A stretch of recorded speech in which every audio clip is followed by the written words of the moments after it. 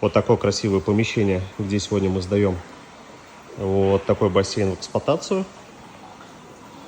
Здесь вода уже функционирует, чистенькая, идет перелив через переливную систему.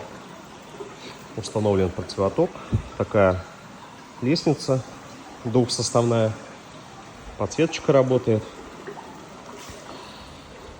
Завезли еще робот-пылесос и осушитель воздуха. То есть максимальный весь комплект для бассейна. И будем сегодня снимать полноценное видео по данному объекту. Вот на такие интересные камеры. Ну и, кстати, сейчас поедем еще на один объект, тоже интересный, переливной, зоной противотока и гидромассажа. Там у нас все только-только начинается. Все, поехали.